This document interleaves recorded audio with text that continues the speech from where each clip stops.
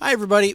So, I've been getting a lot of questions and feedback on the subject of video conferencing. So, I decided to put together a quick video to help you be more effective and less disruptive during video meetings. I quickly realized, however, that there's a ton to this. So, to try and keep it short, I've split it up into a series for you. So, let's go. What do you say? So here's why I'm doing these videos. I don't know if you've seen this yet, but if you haven't, just search lawyer cat video. It's a hysterical video, and I think it's funny mostly because I think we can all relate to this on one level or another. So you don't want to be this poor guy.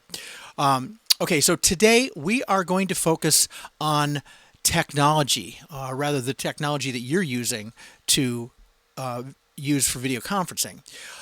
So let's jump right in. The first thing you want to make sure that you look at your internet bandwidth.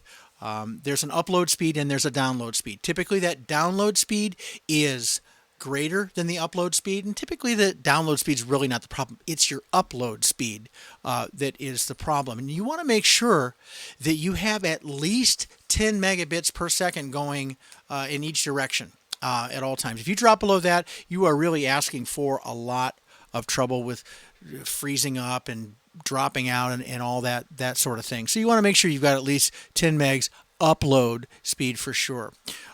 Avoid competition for the bandwidth. Here's what I mean.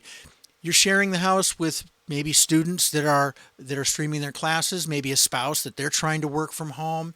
And all that contends for what bandwidth you have. So if you can, try and schedule your meetings around that. And if you can't, maybe you want to talk to the IT department for the company you work for about coming up with solutions. And there are some solutions that are available. If the IT department can't, then have them give me a call because I have some solutions around that as well. So next, avoid using Wi-Fi if you can.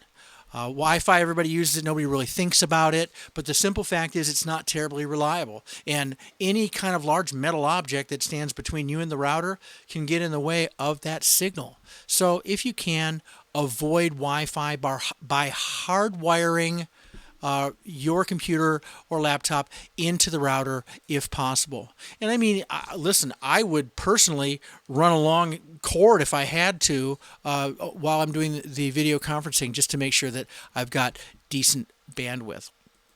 So next, shut down programs that you're not using if you can.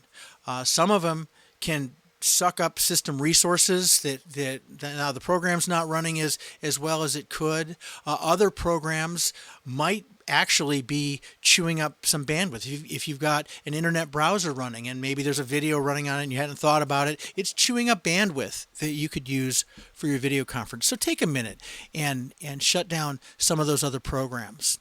I would not use a smartphone for a video conference unless I had no other choice.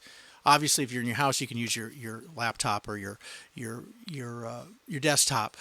If you have to do it in the car, you have no other choice, then I encourage you to make sure that you've got a good connection. Take a minute, check that signal. And if you need to drive 2 blocks to where you've got, 3 or 4 bars, then I would absolutely do that. But take a minute to do that.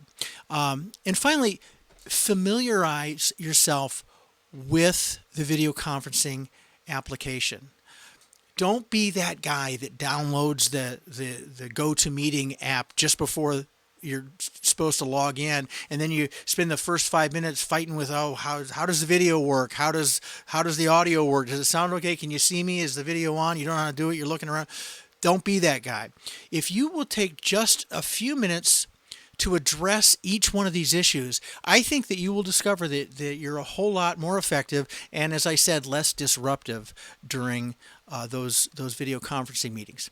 So I hope this was helpful to you. If it was, give it a thumbs up. Would love that, or comment below. I'm happy to answer any questions you might have about that, and we will see you on the next one. Thanks a lot.